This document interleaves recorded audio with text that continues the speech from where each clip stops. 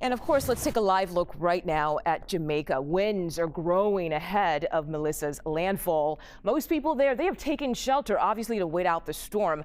But Christopher Boxe, he's a managing partner at Chilitos Jamexican Food. He joins us live right now from Kingston, Jamaica. Christopher, thank you so much for your time. First off, I want to make sure you're staying safe out there, and we do appreciate you making the time for us in the middle of all of what is happening right now in Jamaica. What can you tell us about your experience with the storm so far, including preparations?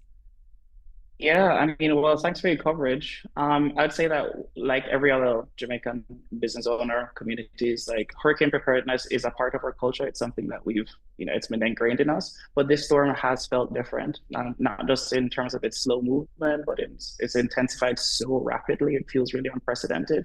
But I'd say we are prepared as best as we can. And Christopher, as you were talking to me, I'm looking behind you there.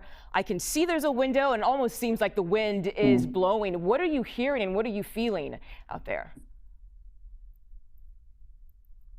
Yeah, sorry, can you repeat the question? I'm on data right now, not Wi-Fi, unfortunately. Oh, no worries at all. There's no need to apologize. I was just saying that I can see there's a window behind you and it almost looks like the wind is blowing. So what are you hearing and feeling at the moment? Right. So where I am, I'm in Kingston, and there's a lot of wind. Yeah, I would liken the level of wind right now to some of the most intense periods of Hurricane Beryl last year. Not a lot of rain at the moment, but Kingston is much more east, and as you know, the storm is going to make landfall in the west. So right now, there's a couple fallen trees, small ones, and the wind is howling, but not as loud as I expected to get later. And I also want to talk about your business. I mean, people are obviously, they're staying hunkered down, trying to protect their homes, but you don't just have to worry about your home, you also have to worry about your business. What is that like, and what did you do to prepare? hmm The preparations, yeah. Sorry, chipped up. If you can hear me, but as I said, like it's almost cultural hurricane preparedness in Jamaica. We're all concerned. We're concerned for our lives. We're concerned for our livelihoods. We've prepared our business as best as we can. We've tried to secure the high risk infrastructure. More importantly, we've given our team a few days. We've closed the restaurant for now at least 2, 3 days so that everyone has the chance to go and secure their homes Yeah. themselves. And really, it's just right now, it's just a waiting game, preparing as we're prepared as best as we can be. And Christopher, we've been hearing from some officials out there in Jamaica that people are not even going to the shelters that the officials have made ready for them. Instead, they're choosing to stay home and hunker down in their homes.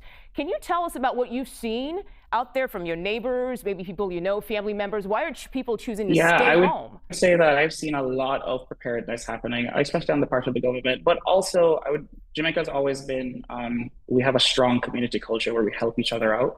And I think that's been on full display.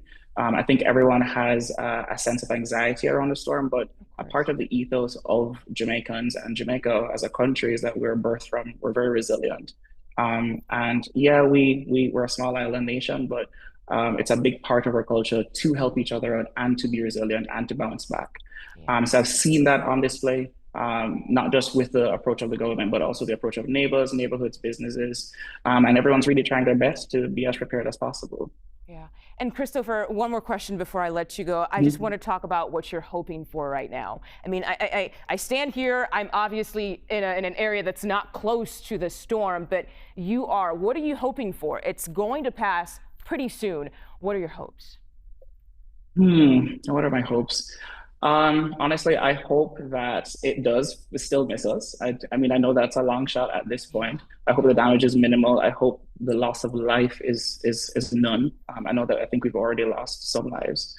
Hmm. But I hope that in our recovery period afterwards, because it's a passage of the storm, but then it's a recovery period afterwards, and I hope that is as quick and as smooth as possible. As I said, it's not something we're not used to, but this one does feel particularly challenging. Yeah. I hope that we're able to open back our restaurant and serve our community again.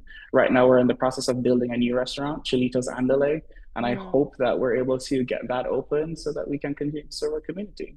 Yeah, and I honor those hopes for you, Christopher Boxe. Thank you so much for joining us. Thank you for your time. And again, please stay safe out there. Okay, thanks so much. Thanks for your Thank you. Thank you. Okay, back here in the States, places like Florida, they are preparing aid kits to send to Jamaica once this storm passes. Morgan Reiner with CBS News Miami continues to follow the story. Outside of New York, South Florida has the largest Jamaican population inside of the United States. So cities like Miramar are making it really easy to help our neighbors in the South. You can drop off food, clothing, and other supplies at local fire stations where boxes will make their way to the island once it's safe. Lauderhill Mayor Denise Grant organized drop-off locations at parks throughout the city. And here at Global Empowerment Mission in Doral, volunteers have been working for days to pack boxes filled with non-perishable items like canned goods and hygiene products. GEM is holding a press conference in a matter of hours later on this morning to go over their efforts to get the shipments to the island. Jamaican Americans are forced to wait and watch, just like their families on the island. I'm feeling very nervous for my country, because I love my country, so I'm nervous. I can't sleep. It has been a long few days already because it should have hit from Saturday, and it still hasn't hit. We have all the information you need to donate goods or donate your time on our website at cbsmiami.com. And coming up in the next half hour at 9:30, you will hear from a Jamaican man who was only supposed to be here in South Florida for the weekend. And now he's not sure how or when he's going to be able to go back home. I'm live in Doral, Morgan Reiner, CBS News, Miami.